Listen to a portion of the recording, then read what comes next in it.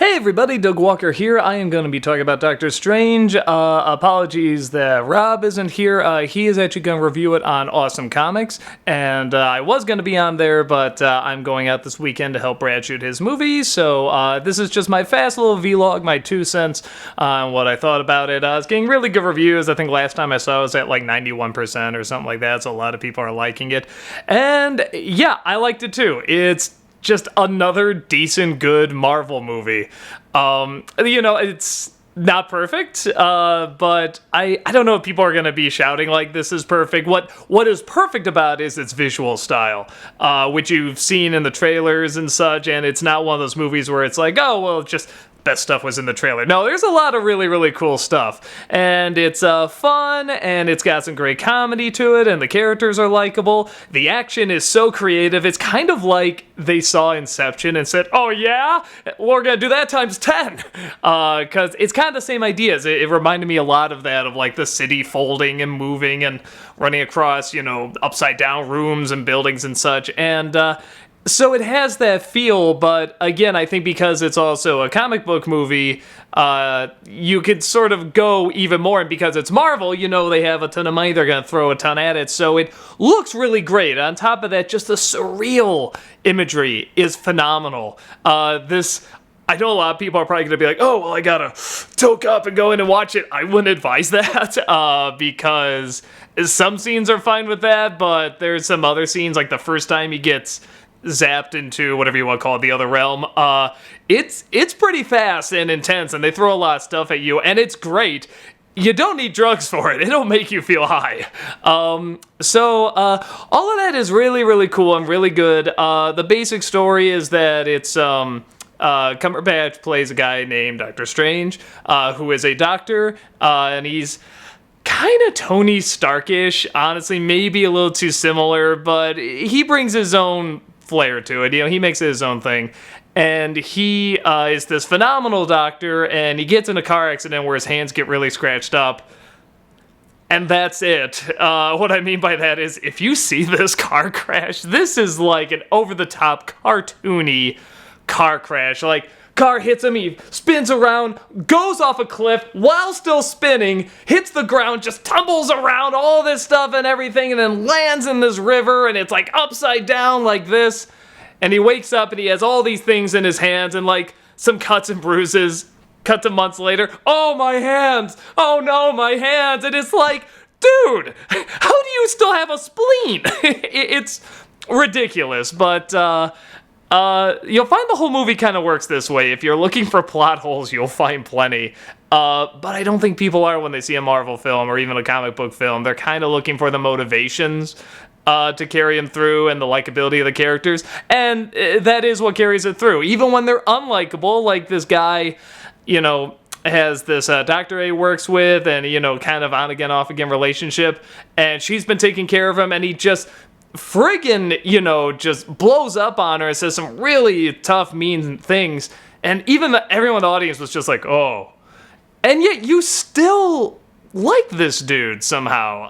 And I think because they do show that he tries to come back from it, he tries to be better, and he is, again, sort of that Tony Starkish archetype where it's like he can be so unlikable, but there is this charm, there is this intrigue, there is this passion that sort of makes you want to follow him, that somehow it doesn't make you hate him. And I don't know what the magic formula is or the magic balance, but they got it. They got it with him, the guy with Tony Stark. Sometimes they almost lose it with Tony Stark. There are times where I'm just like, come on, here's my address, come on.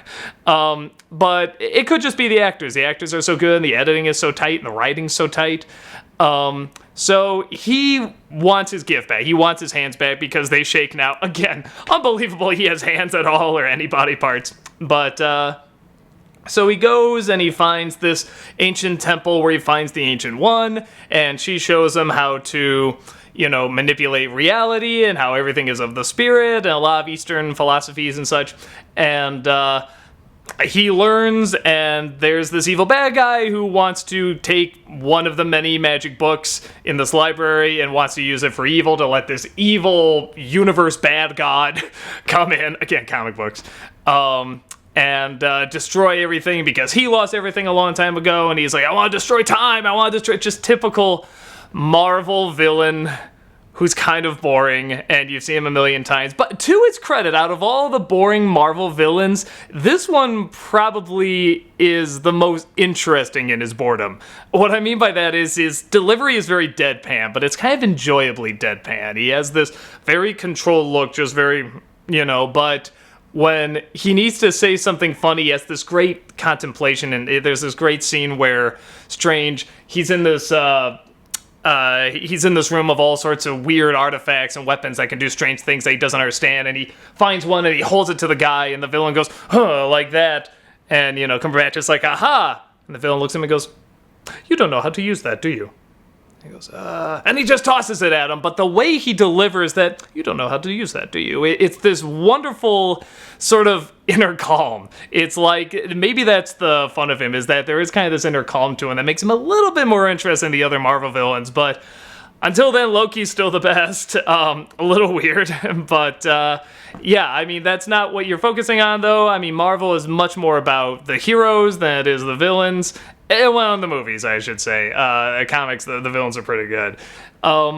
So, yeah, and it's all about them trying to stop this guy from opening the portal, which, to be fair, isn't just a laser in the sky, at least this time. I'm so sick of those beams going in the sky and opening up the clouds. This one's pretty trippy, and that's the best way I can describe it. It's trippy, and it's a comic book movie, and it combines them, and it really has fun with them. It never goes too abstract. It's always aware it's a Marvel comic book movie. But the nice thing about it, too, is that you swear they're listening to us, which I think is so great, because a lot of people have been saying, these Marvel movies are good, but I'm getting a little tired of all the connections, all the cameos, and all the, hey, here's Iron Man, and he just, hello, and he flies by, whatever. And they take that out in this one. Like, I think they mentioned the Avengers once, so you see, like, the building once, but there's not any cameos that I remember.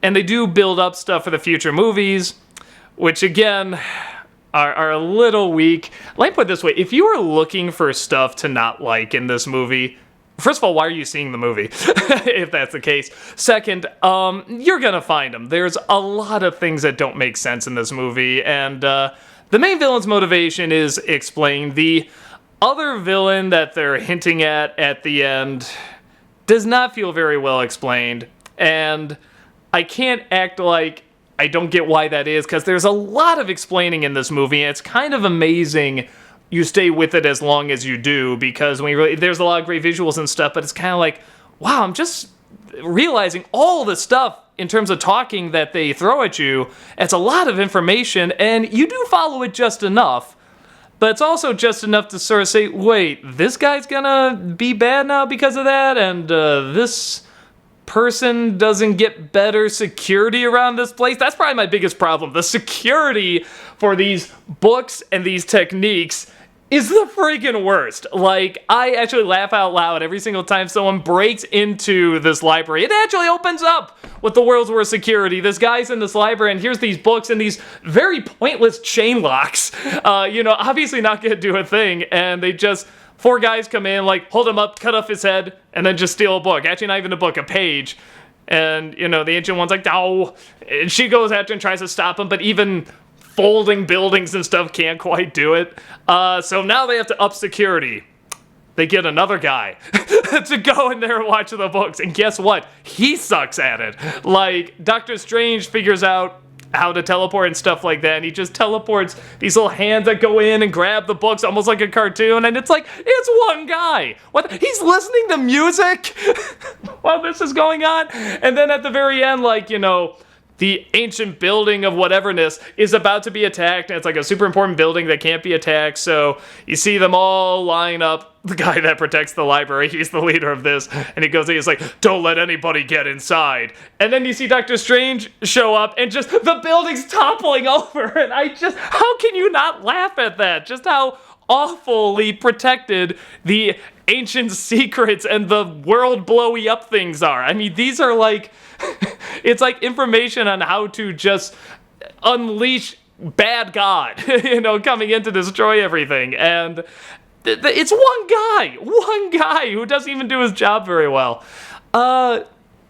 On top of that, if you want to get into technicals, there's all sorts of things of like, wait, if they could bend this, why couldn't they bend that? If they could use this as a weapon, why couldn't they use it here? It's sort of all that Marvel, X-Men technical stuff that, if you really think about it, doesn't add up at all. But I think that is kind of the leeway that you give with it being a comic book movie, because that's, like I said, it's not what you're looking for. You're looking for the characters being interesting and the story being engaging and an excuse to have some really cool action and visuals. And when it does slip out of those continuities, you know, the logical inaccuracies, it's not too distracting. You know, it's one of the things where you're so distracted by how well everyone else is doing and the action is and the visuals and the ideas and the characters that you're not distracted by it, unless you really want to go looking for it, which, if you do, there's plenty. There are tons of things that don't make sense. But you don't want to see that. You want to see Benedict Cumberbatch put on the cool cape, put on the really bad American accent. He's very Hugh Laurie in this, which a lot of people fell for Hugh Laurie, so maybe he will here too. I thought it was pretty fake. But he's fine. You should have just made him British. Half of it takes place in Britain anyway. You should have just made him a Brit. Yeah, it's one of those films where it's like it came out and visually I was blown away because we saw it in IMAX and 3D.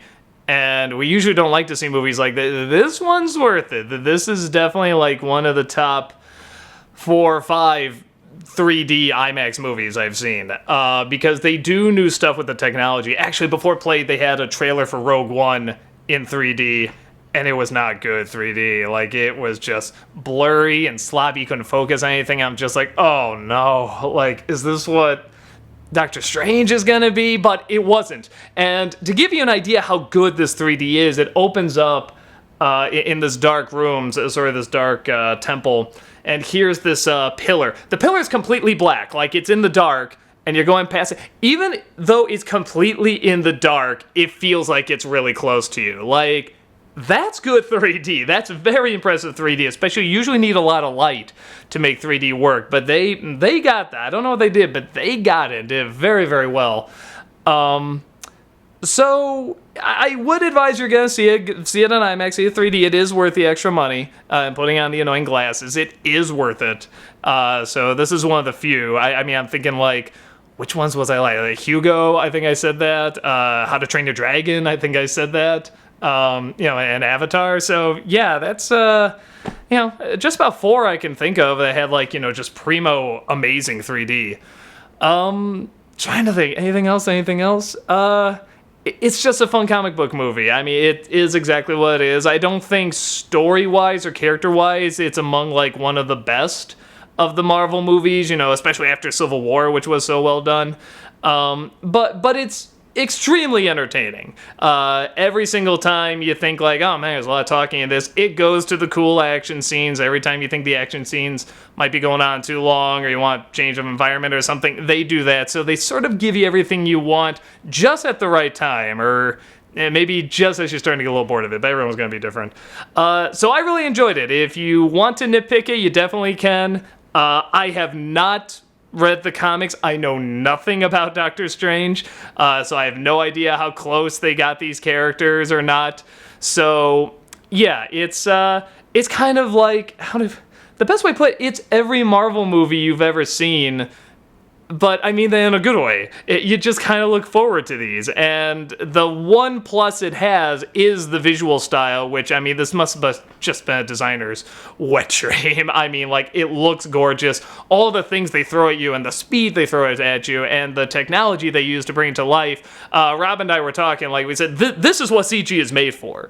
We're not anti-CG, but we do think it's overused everywhere. This is a movie where it's like, yes, use it. It just engulf it. I mean, this is where it belongs, and these kind of visuals and ideas, and it really takes advantage of it, and it really takes advantage of the 3D as well, especially the scenes where you can they're like ghost people and you can see through them. Like, in a movie, that's nice. They're just kind of transparent, some other parts aren't or whatever, but in 3D, especially there's one scene where 2 ghost people are talking to each other, and you can kind of see through him, and he can kind of see through her, but it's not like that lame effect where because he's in front of her you can't see her. Then it's like, no, you can kind of see him to see her, and it's really well done. In 3D, it just looks so good. So definitely advise you seeing it that way.